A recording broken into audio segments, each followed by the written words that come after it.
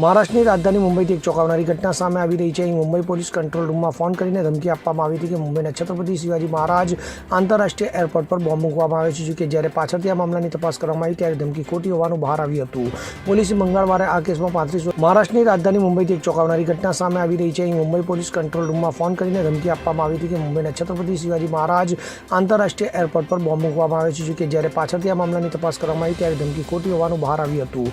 પોલીસે મંગળવારે આ કેસમાં 35 વર્ષીય આરોપીની ધરપકડ કરી છે। આ સમગ્ર ઘટના અંગે એક અધિકારીએ માહિતી આપી છે। તેમણે કહ્યું કે મુંબઈ એરપોર્ટ પર બોમ્બ ધમકી આપવાના આરોપી મનજીત કુમાર ગૌતમને કસ્ટડીમાં લેવામાં આવ્યો છે। તો અંધેરી પૂર્વના શાકીનાકા વિસ્તારમાં રહેતા મનજીતે જણાવ્યું કે તેની પત્ની સાથે ઝઘડો થયો હતો। આ પછી તે હતાશામાં તેને નકલી ફોન કર્યો અને ધમકી આપી કે મુંબઈ એરપોર્ટ પર બોમ્બ મૂકવામાં આવ્યો છે। આ ધમકીભર્યો કોલ મળ્યા પછી કંટ્રોલ રૂમના અધિકારીઓ તરત જ સક્રિય થયા અને વરિષ્ઠ અધિકારીઓને જાણ કરી અને તપાસ શરૂ કરવામાં આવી હતી। તપાસ દરમિયાન પોલીસને જાણવા મળ્યું કે ધમકીભર્યો ફોન કોલ અંધેરી MIDC વિસ્તારમાંથી કરવામાં આવ્યો હતો। આ પછી MIDC અને શાહરા પોલીસ સ્ટેશનના ટીમોએ આરોપી મનજીત ગૌતમની ધરપકડ કરી હતી। તો અધિકારીઓના જણાવ્યા મુજબ આરોપી વ્યવસાય દરજી છે, તેને પોલીસ સ્ટેશન લાવવામાં આવ્યો અને BNSની કલમ 168 હેઠળ નોટિસ જારી કરવામાં આવી હતી। તો આરોપી મનજીત ગૌતમ વિરુદ્ધ આઝાદ મેદાન પોલીસ સ્ટેશનમાં નોન કોઝનેબલ કેસ નોંધવામાં આવ્યો। આ મામલે પોલીસે વધુ તપાસ અને કાર્યવાહી કરવામાં આવી રહી છે।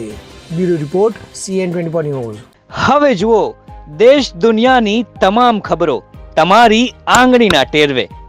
ઉઠાવો મોબાઈલ અને Google Play Store પરથી ડાઉનલોડ કરો અમારી CN24 ન્યૂઝ મોબાઈલ એપ।